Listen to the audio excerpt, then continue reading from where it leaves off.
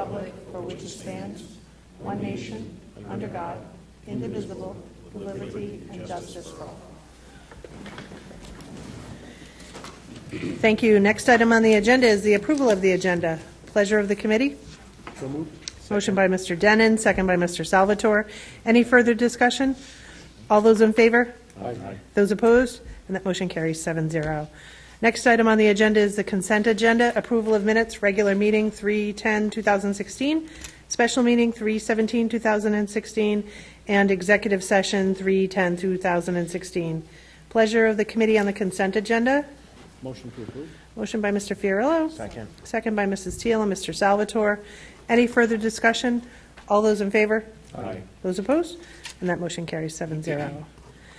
Next item on the agenda is report out of executive session meeting on 3/24/2016.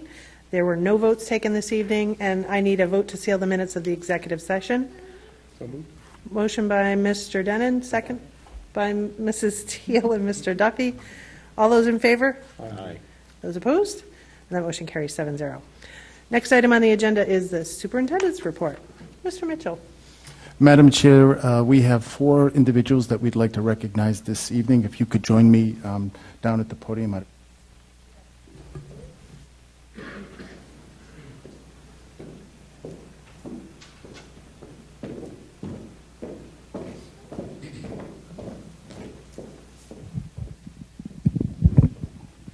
Good evening, everyone. I'll tone it down a little. I apologize for that. Could I have Nolan come on up first, please?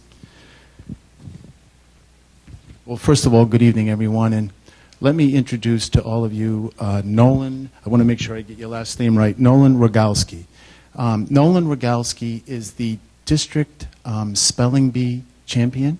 So for the district of Cumberland, he was the first place winner in our recent spelling bee.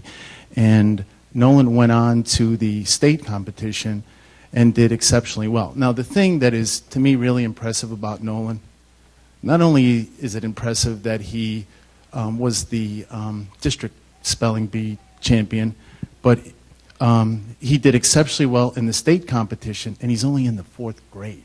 So he's competing against, yeah.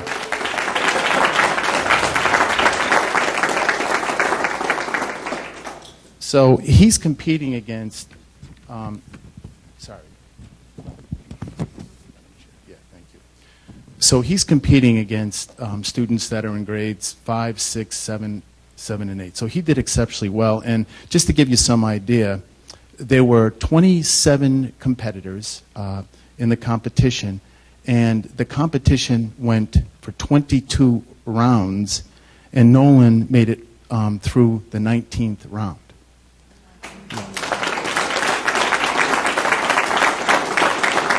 Now, he did ask me before the meeting. He said, "Mr. Mitchell, would it be okay if I did a quick spelling bee competition with the school committee?" And well, you know what? I mean, they would be up for it, but we're a little strapped for time. So anyway, congratulations to you, and congratulations for representing the Cumberland District so well. Nolan, good for you.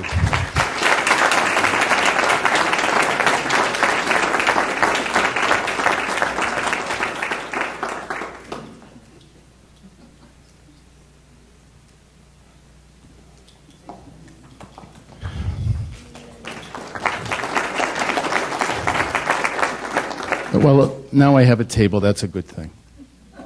So could I please, Nate, come on up, please. Madam Chair. This is Nate Skowinski, everyone. And Nate is the Rhode Island State champion in the 195-pound weight class in wrestling. So he's an all-state winner. He also went on to place 4th in the New England meet, which means that he's also all New England.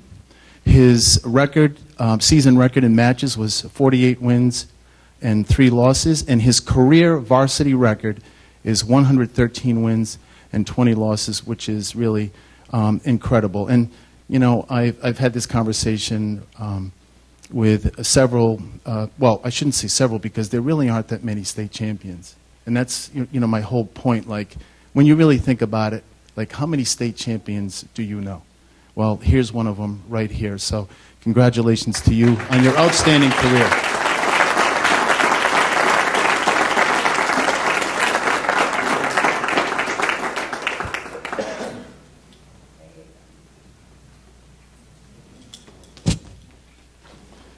Now, Mulai Sangari was supposed to be here this evening, and Mulai Sangari is also a wrestler. He was the state champion in the 152-pound weight class, and he went on to a record of 42 wins, 5 losses. His career varsity record is 77 wins, 20 losses, and Mulai was the Rhode Island state champion. Unfortunately, he could not be here this evening, but we are really proud of him. Megan, come on up. This is Megan Scullin, everyone. Hi. How are you? Now, I get a pretty long list of things to read here about Megan. And Matt Campanelli, who wanted to be here this evening, but there's a lot going on. I think he's at there's a hockey game this evening. Our hockey team is in the state championship, so he is there. But he provided this information, which I really appreciate. Megan is the division, class, and state champion in the long jump and high jump. She's all division, all class, and all state in 4 events: long jump, high jump, 300-meter sprint, and she's a member of the 4x200 relay team. She broke the school record in the long jump, 55-meter, 300-meter, 400-meter dashes, and the 4x200-meter relay team. She's 5th in New England in the long jump. She has qualified for the nationals in the long jump and the distance medley relay. She's ranked number 3 in her graduating class. She's a member of the National Honor Society and the National Spanish Honor Society, and she's qualified for the nationals, which is really impressive. Congratulations to you, Megan. Where you going to school? And Megan's going to be studying physical therapy at Quinnipiac College.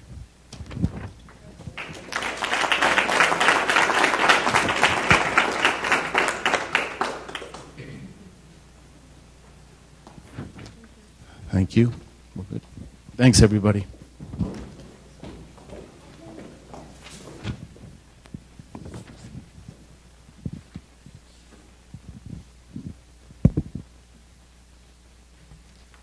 Congratulations to everyone. And Mr. Rogalski, the spelling bee champion, I think if you come back next year, we'll be ready. Yes, Mr. Yes, everybody that we just honored, awesome, great job. Nolan, could you spell Mark's last name, Fiorillo? It's right there. No, that's all right. Because I can't, and I'm Italian also. Nicely done. Anyone else? All right, so we'll just take a quick little break for those who may have homework and all that. Just give us a minute, and then we'll be right back. Thank you.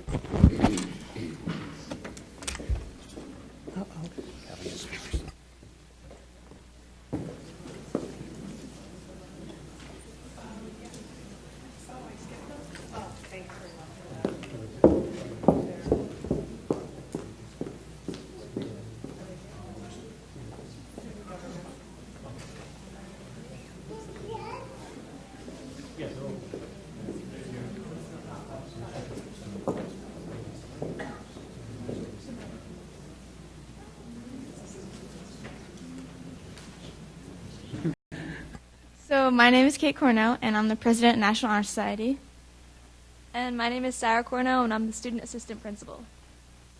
So the past events this month were the blood drive, the parent-teacher conferences, pennies for patients, and we also sent out the National Honor Society membership letters. So the blood drive was on February 11th, and students volunteered to donate blood. Throughout the school day, students had the opportunity to do this, and afterwards they were given water and snacks to replenish their iron levels. We donated pints of blood to those who are in need, and each person can save 3 lives. And as a person who has donated before, it's very rewarding. We also had the parent-teacher conferences on February 24th. Parents had the opportunity to visit their child or children's teachers. They were given 2 sessions, 1:15 to 3:15 and 6 to 8. And parents and teachers who needed babysitting were also accommodated. We also had Pains for Patients, and in our first 2 weeks, we raised about $2,000, which was a really big accomplishment. It was inspired by March Madness, and we had a bracket of the top 16 advisories, and after a few weeks, we'd have a winner. Currently, we have raised $4,000, and Ms. McFarland has raised $2,100 over, and that was before the final week. For the National Honor Society, we all have requirements we have to meet, and one of them is you have to have a 3.445 GPA, or you have to be in the top 10% of your class. There were 63 seniors accepted into the National Honor Society and 29 accepted into the Rhode Island Honor Society. We also had 64 juniors accepted into the National Junior Honor Society. So for our future events, student government is hosting Spring Fling. We have grad night, thanks, the blood drive, and senior oratoricals. So Spring Fling is on April 8th, and this dance is where freshmen and seniors have their first formal dance. And it'll be a fun night for everybody, students and chaperones. For grad night, it'll be held on April 14th. Their seniors will have the opportunity to visit Disney World and Universal Studios. They will spend 4 days there, and one of the days is dedicated just to the seniors in the park. And we are all really excited and can't wait for such an experience.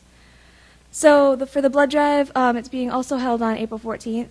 And the blood drive is coming up, so the students will have another opportunity to donate their blood, and hopefully we will have more volunteers this time around. For the senior oratoricals, a contest where seniors present a speech following their requirements. They are able to present their ideas to their class and to the freshmen, and it's a learning experience for all. Thank you. Thank you. Madam Chair, you've heard me talk about the RAD program, Rape Aggression Defense Program, that was started here by a student. Kate was the one that brought that to Mr. Damana and my attention, and that's actually going to be kicking off, I believe it's the first week in April. Okay, so it's in April, Kate. April 25th is when it's going to be kicked. But Kate's the one that made this whole thing happen, which is pretty impressive, I think. Thank you for making that happen.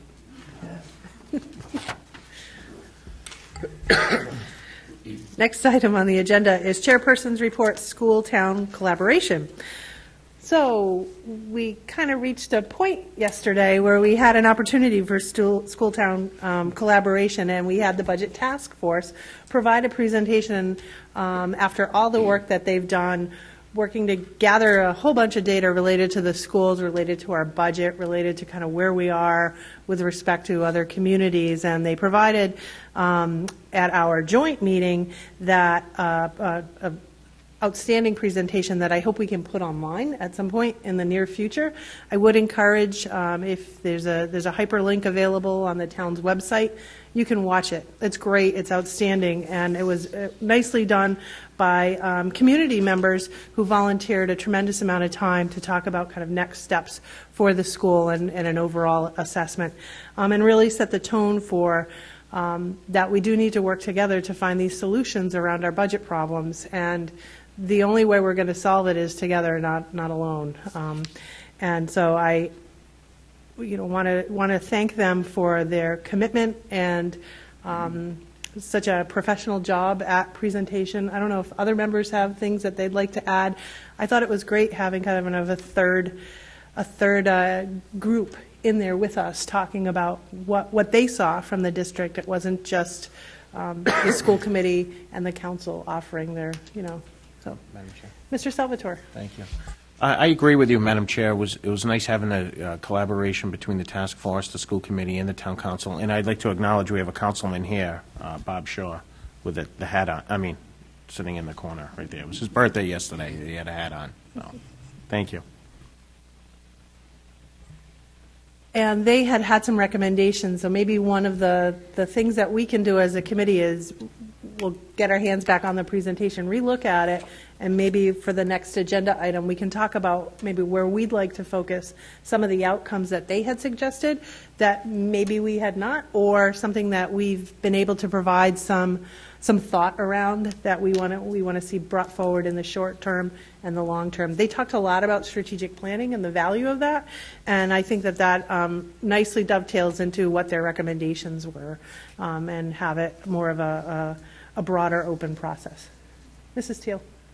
I just want to echo that it was an excellent presentation, and again, the importance of strategic planning and taking a long-range look at what we want to accomplish within the schools so that we can make gradual investments to make the improvements, which is definitely something that needs to start taking place with our budget, and the importance of understanding how your school system positively or negatively impacts one of your largest assets, which is the price of your home. And that if you're not making these continuous improvements in your community to make a stronger school system, what might seem like an unpleasant increase in your tax bill is completely offset by an extremely unpleasant decrease in the price of your home. So it was very good to sort of reinforce some of those things we've been talking about. Thank you. Thank you. It's all about connecting the dots. Next item on the agenda is report of standing committees, payment of bills. Mr. DeMonica. Madam Chair, there are no payment of bills. That makes it easy. You want to move on to the next item? Yes, Madam Chair, the Finance Subcommittee has met on Tuesday and tonight, and we've had meetings with the Superintendent Bob Mitchell and Alex Brignano over the budget. We've had some department heads come in and explain some of the items that are in this budget that we're going to submit to the town council, or I should say to the mayor for his recommendation, and then to the town council. Some of the items that we're looking at is adding mental health support at every grade level. Elementaries will have a person in there at every school. Middle school will have people there, and the high school will have people up here as well. That's a big item that the principals have asked Achievement about doing, and I think it's time that we put in. Another big item is the ELL program. We've reached our limit, and we need to actually hire an administrator. We're a growing population of ELL students in the district. The budget request is 2.6% over last year's amount, in the amount of $64,056,199. There's still some items we need to move around here before we present it to the town council and take a vote next week, and I look forward to sending it off. Thank you. Thank you. Next item is Policy and Procedures Subcommittee update. Mr. Fiorello? Policy and Procedures did not meet this past week. We do intend on a meeting in 2 weeks where we will be taking up our service animal policy. Excellent. Madam Chair. Mr. Salvatore? Mr. Fiorello, is there a specific service animal on the policy? There's only 2 animals allowed by ADA regulation. They are dogs, of course, and miniature horses. Thank you. Looking forward to that. Next item on the agenda is Achievement and Communication Subcommittee update. Mrs. Teal. Oh, my heavens. Hard to follow that up.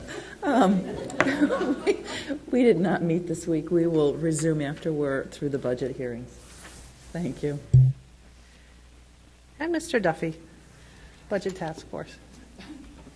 So briefly, you covered most of the stuff that we have. So I spoke to the group after last night, and I expressed the gratitude for all the hard work they put in, the countless hours and meetings.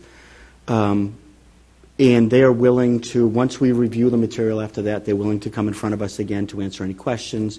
We were a little constrained with time last night, obviously.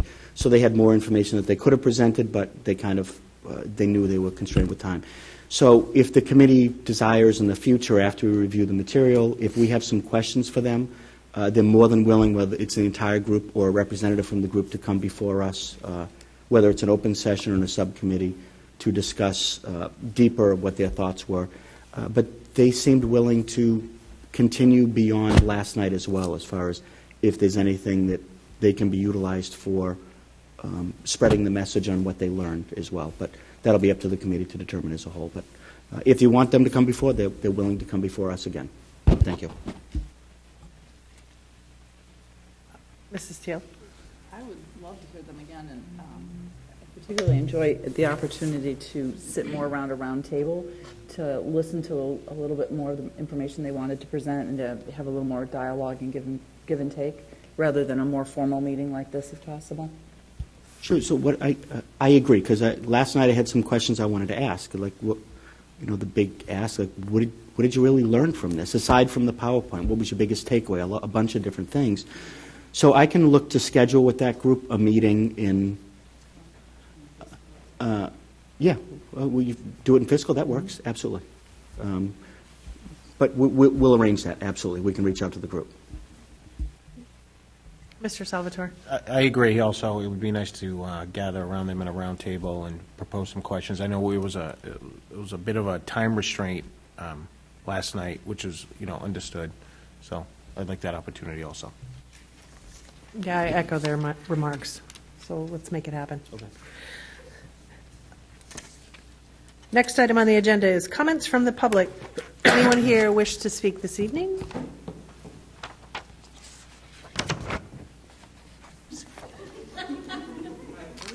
All right, we got a happy crowd. We're ready. Next item, public hearing, reading of policy. It's a new policy. This is our second reading, and I'm going to turn this over to Mr. Fiorello. Thank you, Madam Chair. Of course, this is J23, policy affecting students who identify as transgender or gender nonconforming. Just to recap, we have spent the past 6 months on this policy. Dr. Santa did great work putting this together, doing all the research. We've had a lot of good input from teachers. A group of teachers came along to kind of help us look at it from the teacher's point of view, which was invaluable, and I'd just like to mention them by name. It was Cynthia Lancaster, Jennifer Bacon, and Melissa St. Jean. I hope I'm not forgetting anyone. Am I forgetting anyone? Am I? No? Okay. So at this point, I would just ask that the policy be read into the record, and I would make a motion to accept J23, policy affecting students who identify as transgender or gender nonconforming. Thank you. So what we'll do at this point is we'll have a public comment related to the policy, and then we know what the motion and the second, so we'll just hold on. That no worries. It's an exciting moment. So anyone here in the public wish to speak for or against policy J23, policy affecting students who identify as transgender or gender nonconforming? Yes. Right up to the microphone over there.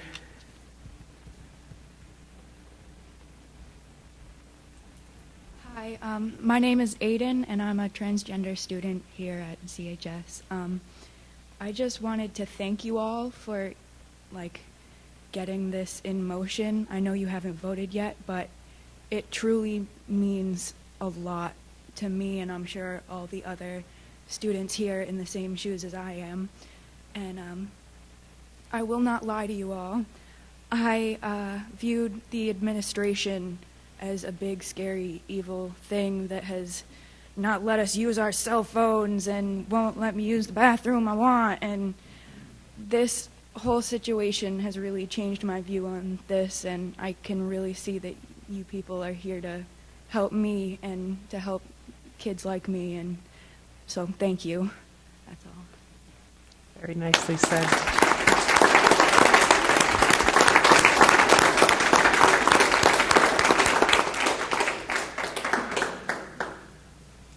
Anyone else? Yes. Welcome back.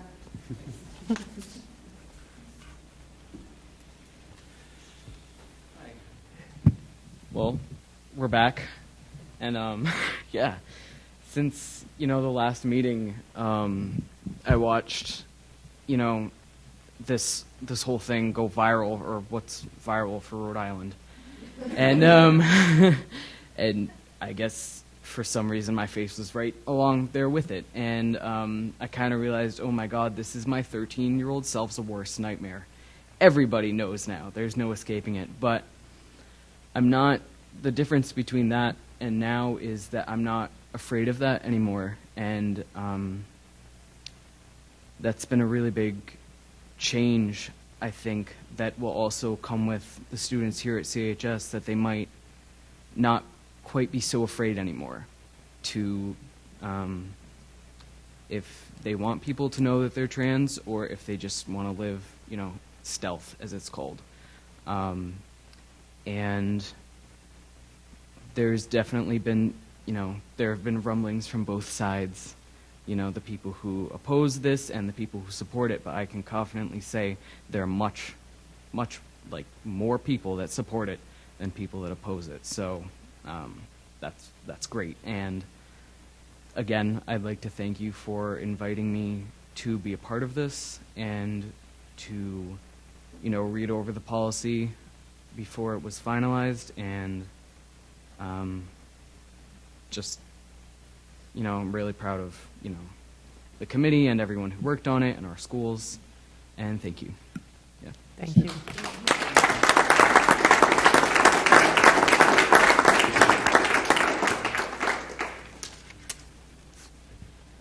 Anyone else? All right, hearing none, we will call the public hearing closed for the policy, and we'll move on to new business. We do have a motion and a second to approve the new policy, and I think Mr. Fiorello said we're very excited tonight, so. Yes, indeed. You know, I think we all know that most of the time this is a pretty thankless job, but when you hear students talk like this is really all the thanks we need. This is what we do this for. This helps to keep us moving forward, and I find it gratifying to know that we're actually doing good work. Thank you. Mr. Duffy. So want to echo that. I think that when we all came into these positions, we did it for whether it was our children or children in the school system. In a policy like this, you can really see how it can help those who have left, to show the support that we have for those who are still here, as well as those who haven't reached that point yet, but now in seeing this, they may be more comfortable knowing that there is support among this. So I want to thank everyone for who participated in the process. Thank you. Anyone else? So I'll just add that I find through the course of policy development, the best policies are those that involve extensive collaboration. And when this was first initiated, I know in speaking with Mr. Mitchell, one of the things we agreed was that students had to contribute to this, and it couldn't just be a policy developed by adults for kids. It had to be a policy that there was great consensus on. And there could have very well have been opposition, opposition voiced individually or in the meetings, but in the end, I think the policy is going to do what it's intended to do, which is to provide a safe environment for students. And if that was what we did not have at the time, we certainly need to guarantee that to them. So I appreciate all the work from everyone's aspect. And just want to add that we did receive a letter of support from the ACLU. We typically don't get those types of letters, and usually they're kind of to the contrary. But the ACLU lended its support in advancement of the approval of the policy. So I thought that that should be noted and acknowledged for the record.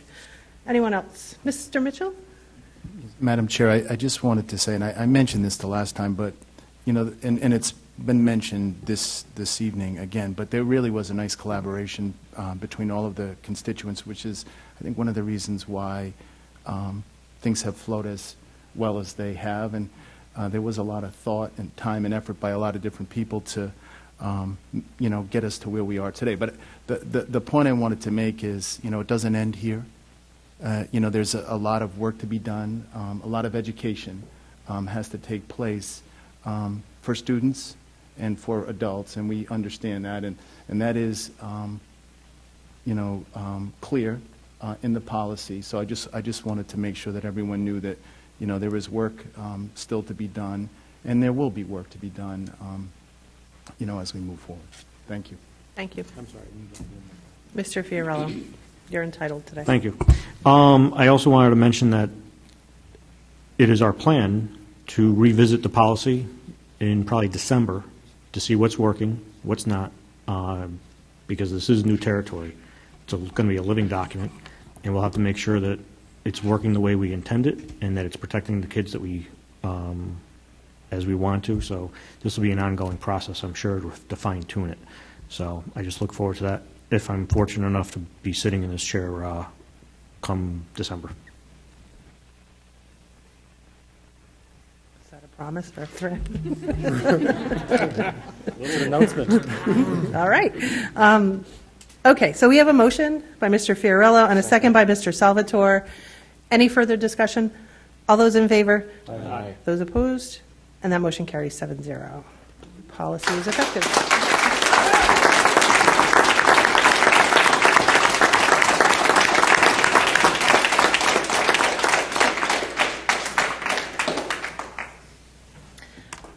Thank you. Next item on the agenda is discussion and or vote to approve Resolution SCR 2016-04. It's a resolution on gun-free schools. This resolution was approved by the Rhode Island Association of School Committees at their most recent executive meeting, and they've asked for school committee support of this activity. And I'm going to go through it. It's a little lengthy, but I think it's important that we understand kind of the content of the resolution. It says, whereas the state law allows concealed carry permits holders to carry firearms onto school grounds, and the vast majority of states do not permit firearms on school grounds, and whereas a study by Violence Policy Center, a Washington, D.C. gun safety organization, found from May 2007 to February 2015 that in research involving 722 deaths in 544 concealed carry shootings in 36 states and the District of Columbia, the vast majority of killings were deemed non-self-defense, and only 16 cases were eventually ruled lawful self-defense.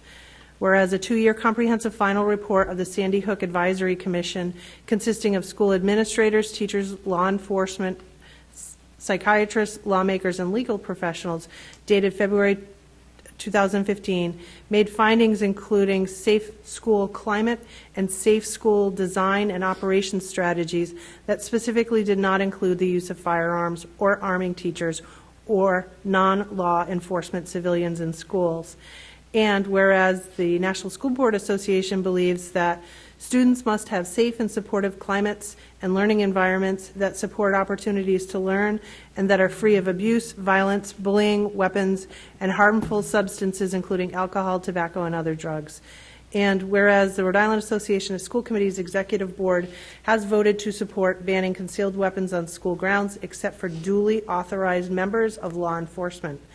Whereas the Rhode Island Superintendents Association has adopted the School Superintendents Association AASA position paper on school safety, a response to the tragedy at Sandy Hook Elementary, which specifically denounces efforts to bring more guns into our schools by teachers and administrators and reminds us that schools remain the safest place for children.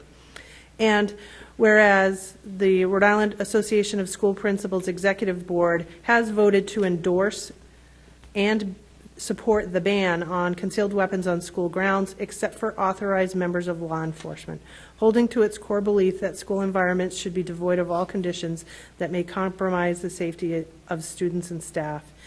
And there's a few more left, and we're almost finished. So whereas the Rhode Island Rhode Island Education Leadership has carefully considered and implemented regularly audited school and district-wide building safety plans and emergency protocols inclusive of first responders, local law enforcement, and school community. Now, therefore, be it resolved that the Cumberland School Committee respectfully requests the Rhode Island General Assembly to support 2016 H7243 and any and all legislative proposals that would disallow non-law enforcement to carry concealed firearms on the school grounds. So that's the resolution as presented and approved by the School Committee Association and the Superintendent's Association support for it as well. Pleasure of the committee. Madam Chair. Mr. Fiorello. Correct me if I'm wrong. Did we pass a resolution last year? Also on this topic, asking, we did, right? As you know, Mr. DeMonica and I both sit on the school safety committee, which is a town-wide effort.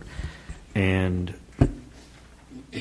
we have gone through this kind of stuff in the past, talked about it, learned about different things regarding guns in schools. And I'll never forget the story I heard last year, or I read last year, where in a state where teachers were allowed to carry a gun, a teacher actually had her gun go off accidentally. She herself was shot, luckily not fatally. Imagine if that had been a student.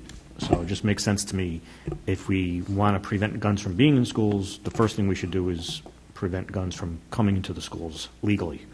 So if that makes any sense, I'm a little, it's past my bedtime. But I don't think this is the right place for people just to be carrying guns haphazardly, as it were. Thank you. So, pleasure of the committee on this resolution. Make a motion to accept? Motion by Mr. Denon, second by Mrs. Teal.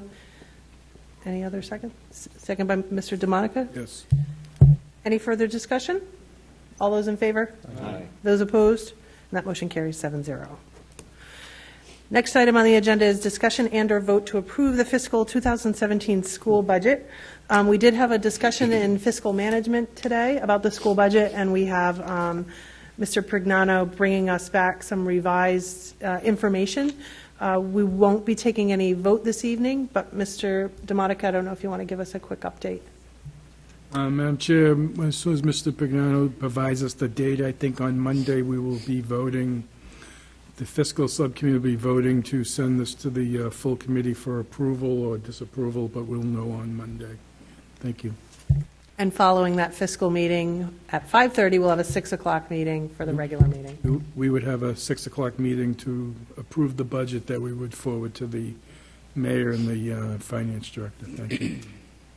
Does anyone have any questions about the budget? No. Anyone in the audience have any specific questions? Did I miss something, Mrs. Vogel?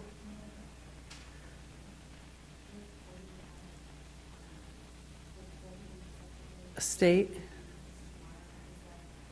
Holiday?